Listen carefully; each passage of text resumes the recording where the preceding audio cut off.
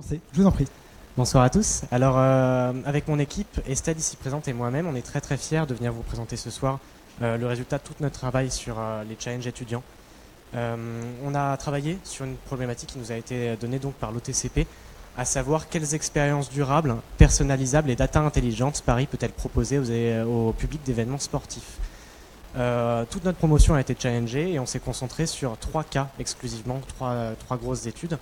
Le cas des grands événements, avec l'exemple des Jeux Olympiques et Jeux Paralympiques. Le cas des événements récurrents, avec l'exemple de Roland-Garros, et le cas des événements e-sport. Pour présenter tout le programme, on a décidé de se baser uniquement et seulement sur le cas des événements e-sport. Il faut savoir qu'on va développer une méthodologie ici qui s'adapte également à tous les autres types d'événements. L'e-sport, c'est quoi? L'e-sport désigne des compétitions de jeux vidéo en ligne ou non, sur console ou sur ordinateur. Il se différencie du gaming, qui est le fait de jouer à un jeu vidéo en dehors de toutes ces organisations. Vous pouvez voir ici que l'e-sport représente 12% des internautes en France et est constitué principalement d'hommes. Nos sources proviennent d'études officielles et scientifiques réalisées par divers instituts. Cependant, à l'heure actuelle, nous ne disposons pas d'études spécifiques sur les consommateurs d'e-sport et leur mode de consommation sur le territoire parisien. Les consommateurs d'e-sport sont constitués de joueurs professionnels ou non, adeptes d'une licence, d'un jeu ou d'un type de jeu. Il y a donc autant de jeux qu'il y a de communautés, et toutes ces communautés sont donc très variées. À la suite de notre analyse, nous avons déterminé que segmenter nos consommateurs n'était pas adapté à leur mode de consommation. Nous avons donc pris le parti d'utiliser une méthode de marketing tribal pour définir leurs différents besoins. Afin de suivre cette méthode de marketing tribal, on a créé un programme par étapes, donc une méthodologie, sur 5 différents points. Le premier de ces points, c'est l'analyse des opérateurs du territoire. Le but ici, ça va être de faire une liste exhaustive de l'ensemble des opérateurs et de l'ensemble des offres qui sont proposées sur le territoire et qu'on pourrait potentiellement proposer à des publics intéressés. On s'est concentré pour ça sur 4 grands secteurs du tourisme: l'hébergement, la mobilité, la restauration et les expériences villes. Tous ces secteurs, on les a segmentés en fonction des opérateurs qui les situent et en fonction de leur sensibilité, leur sensibilité sur les échelles de durabilité, leur capacité des offres personnifiées et leur maturité en termes de récolte de données et de data intelligence. Pour l'étape numéro 2, on va analyser les communautés. Ici, on a choisi... Clem, sinon on le fait sans micro si tu veux.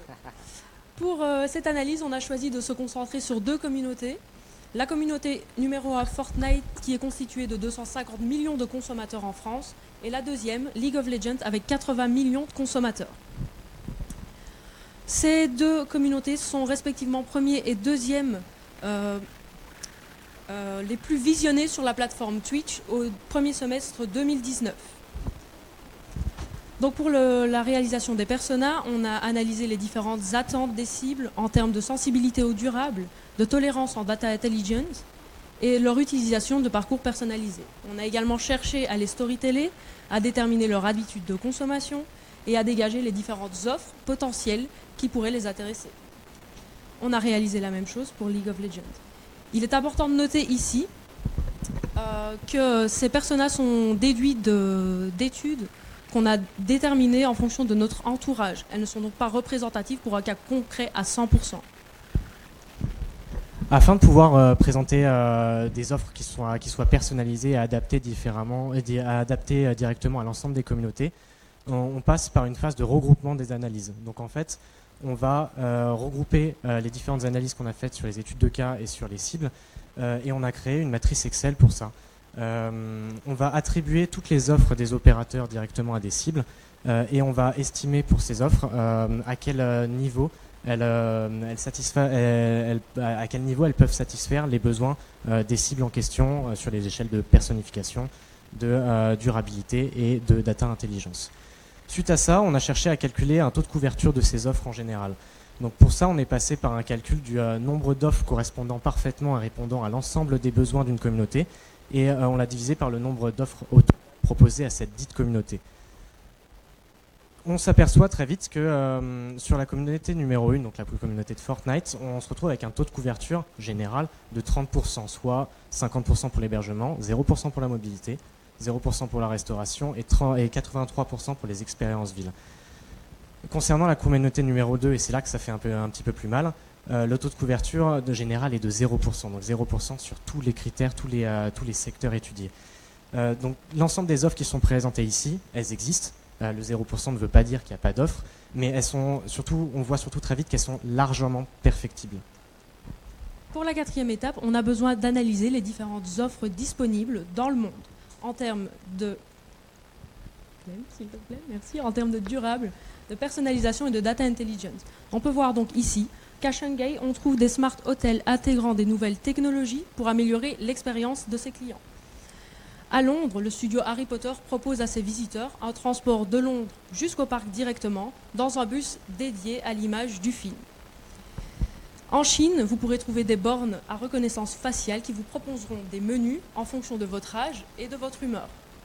Et enfin, Breda est la première ville en Europe à utiliser les technologies LED afin de dynamiser les lumières de son éclairage public en fonction des événements.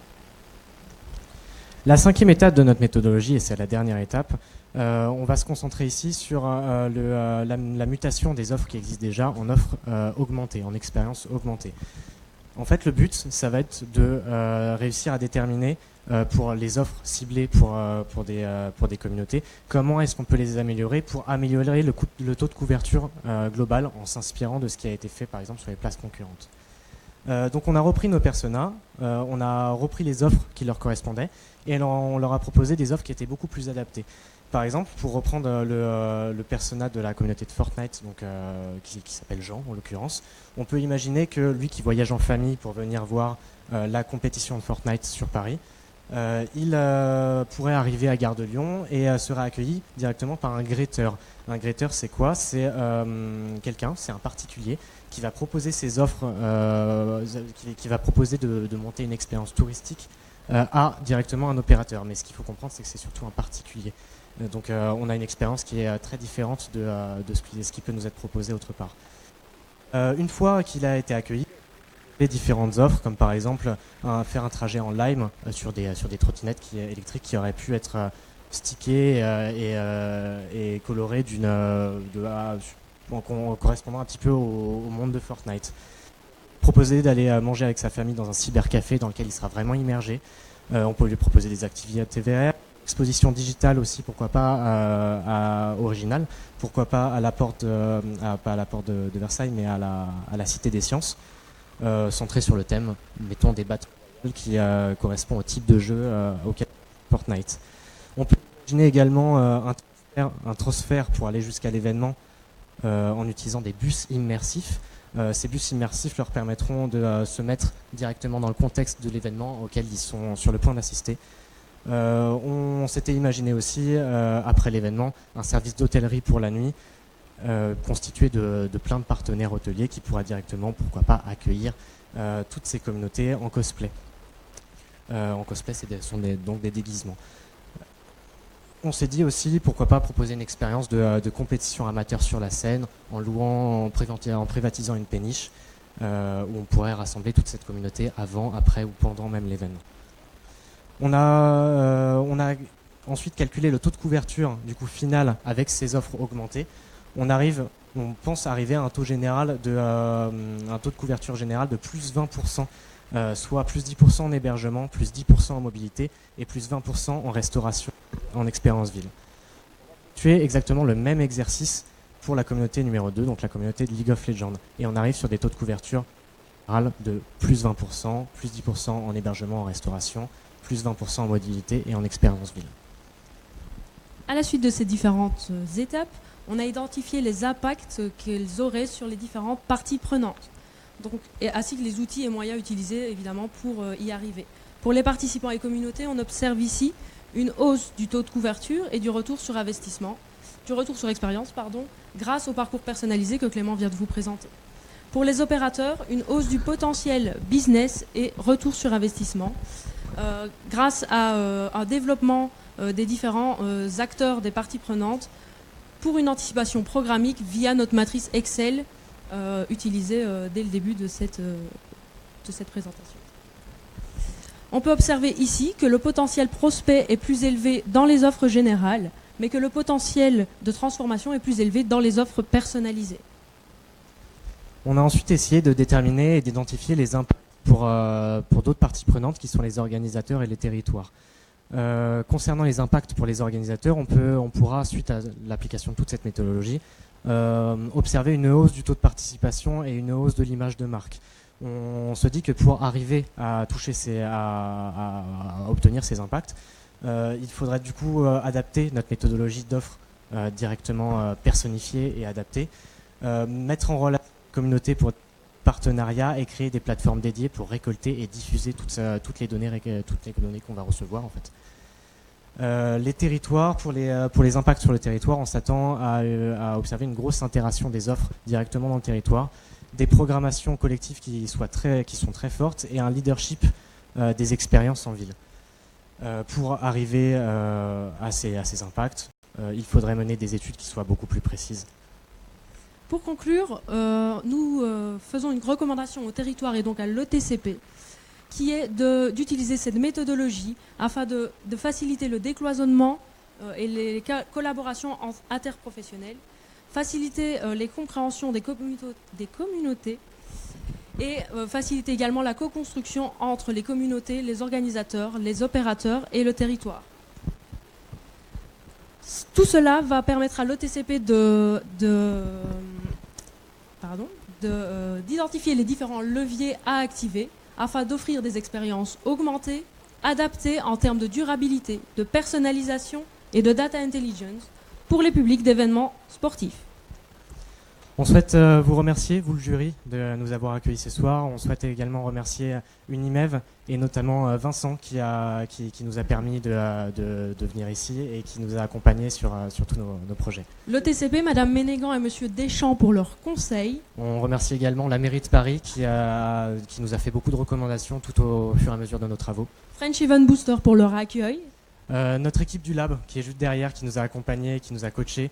Et toute notre promotion qui est un peu partout disséminée dans la pièce. Il faut savoir que ça, c'est un travail, ce travail-là. Merci beaucoup à vous. Et merci beaucoup à vous. Et ben, on remercie tout le monde. Gardez-le. Gardez-le. Des questions. Toujours Florence en premier. Allez. J'ai une première question au vu de la problématique que je lis. Pourquoi le choix des événements e-sportifs? Pourquoi l'e-sport uniquement? Alors, on aurait pu faire une présentation pour l'ensemble de tous les événements, mais on a choisi de se concentrer uniquement sur l'e-sport par souci de temps. Et en fait, ça nous permettait de développer aussi de se concentrer sur un secteur qu'on trouve trop méconnu aujourd'hui et qui reste très prometteur. D'accord, mais ma question globalement sur vous avez cité 3 catégories d'événements sportifs qui ont lieu à Paris. L'e-sport était l'événement qui amène le plus de public à l'heure actuelle? À l'heure actuelle, non. Mais par contre, je pense que dans les années à venir, ça va être le cas.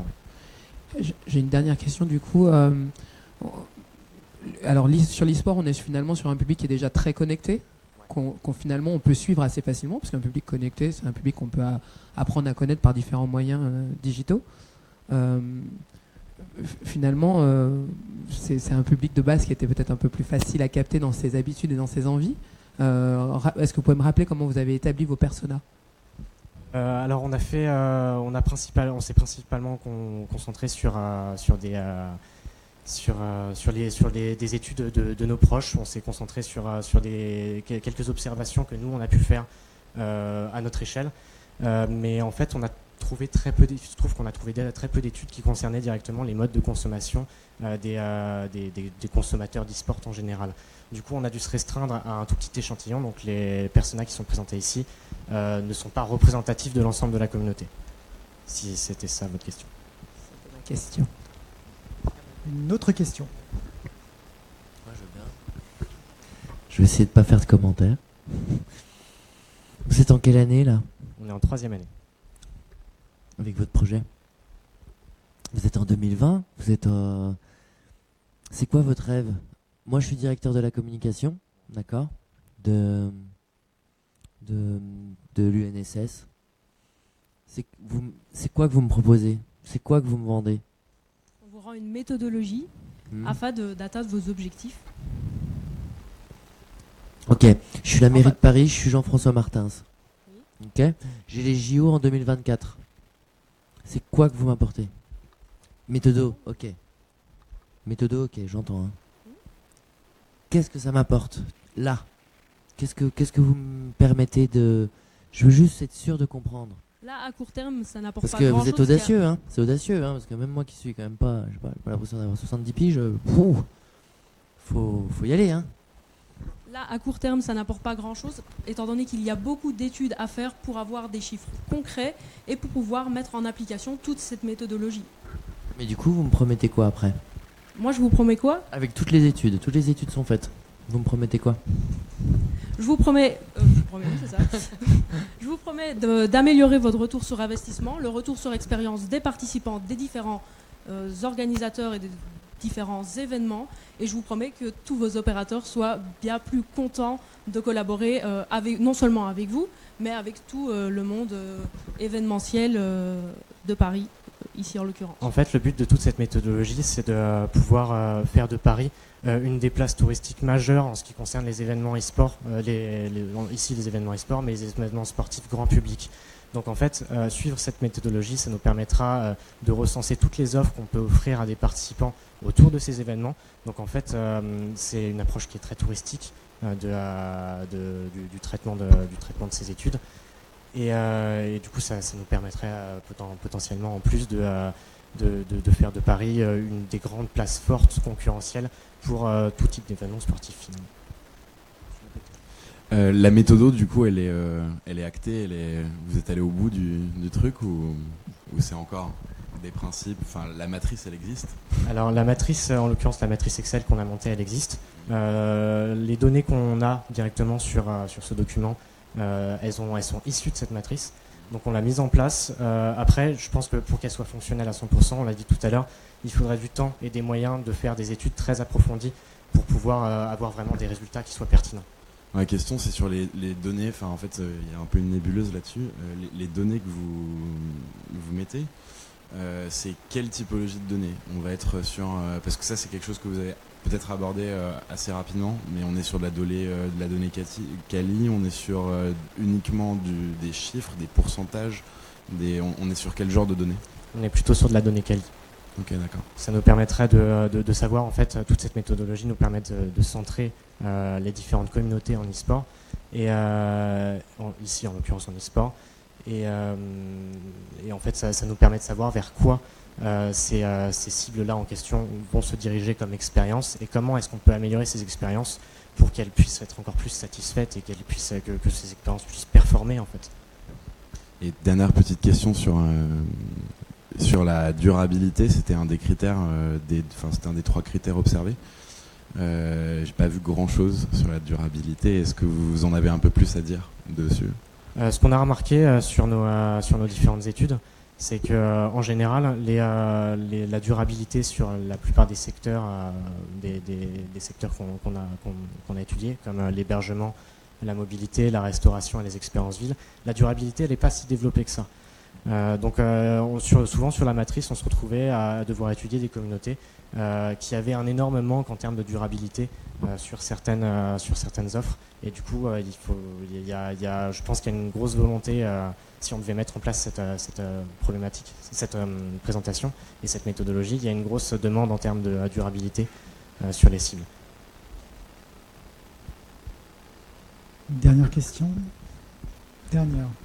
De ce que vous avez étudié, qu'est-ce qui différencie un public d'événements sportifs d'un public touristique classique à Paris? Nous, dans son des attentes, hein, je parle bien entendu.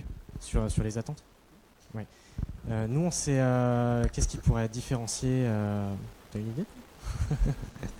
Pour moi, je pense que notre méthodologie est relativement globale, et que donc si on voulait, on pourrait l'adapter également aux participants d'autres événements. Là ici, l'événement sportif est nous aide à la mettre en situation et à expliquer notre point de vue, à expliquer notre méthodologie et surtout comment elle fonctionne. C'est ça, c'est un contexte ici.